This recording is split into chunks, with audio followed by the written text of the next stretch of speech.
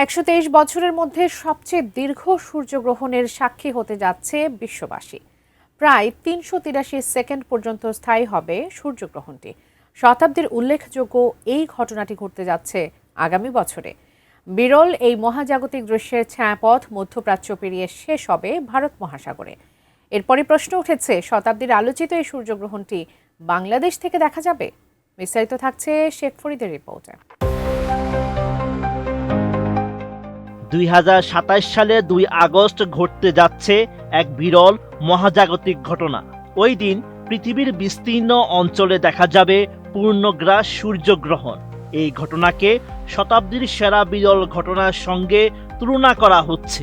ওই সময়ে সূর্যগ্রহণের ফলে পৃথিবীর একাংশ প্রায় ৩৮৩ সেকেন্ড পর্যন্ত অন্ধকারে থাকবে। ইউরোনিউজ জানিয়েছে ২০২৭ সালের পূর্ণগ্রাস সূর্যগ্রহণ একটি বিরল ঘটনা।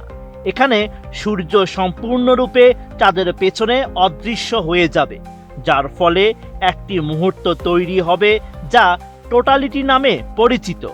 চাঁদ সূর্যের আলোকে বাধাগ্রস্ত করার সাথে সাথে টোটালিটির একটি রেখা ধীরে ধীরে বিশ্বজুড়ে সরে যাবে, যা দিনের আকাশে অল্প সময়ের জন্য অন্ধকার আনবে।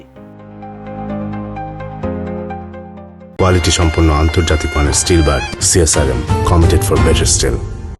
নাসার তথ্য মতে সূর্যগ্রহণ 10 সেকেন্ড থেকে প্রায় 7.5 মিনিট পর্যন্ত স্থায়ী হয়। তবে দীর্ঘ সূর্যগ্রহণ তুলনামূলকভাবে বিরল। ২০২৭ সালের আগস্টের সূর্যগ্রহণটি 6 মিনিট 23 সেকেন্ড দীর্ঘ হবে, যা এটিকে অনন্য এবং বিশেষ করে তুলেছে। Space.com জানিয়েছে এই সূর্যগ্রহণটি ১৯৯১ থেকে ২১১৪ সাল পর্যন্ত ভূমি থেকে দৃশ্যমান দীর্ঘতম গ্রহণ।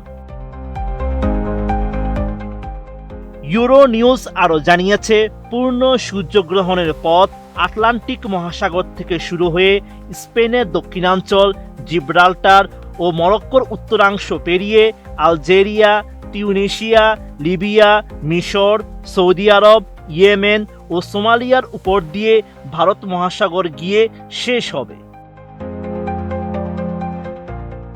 বাংলাদেশ থেকে দেখা যাওয়া নিয়ে জ্যোতির্বিজ্ঞানীরা জানিয়েছেন বাংলাদেশ থেকে ২০২৭ সালের সূর্যগ্রহণটি দেখা যাবে, তবে সেটি হবে আংশিক সূর্যগ্রহণ।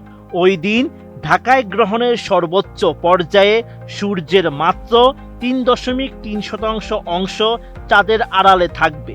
স্থানীয় সময় বিকেল ৫টা ১২ ঢাকায় গ্রহণটি সর্বোচ্চ পর্যায়ে পৌঁছাবে। এছাড়া ২০২৭ সালের পরেও সূর্যগ্রহণ দেখার সুযোগ থাকছে। ২০২৮ সালের ২৬ জানুয়ারি একটি বলয়গ্রাস সূর্যগ্রহণ দেখা যাবে, আর ২২ জুলাই ২০২৮ সালে অস্ট্রেলিয়া ও নিউজিল্যান্ডের বিভিন্ন অঞ্চল থেকে পূর্ণগ্রাস সূর্যগ্রহণ দেখা যাবে। Sheikh Farid, ATN news.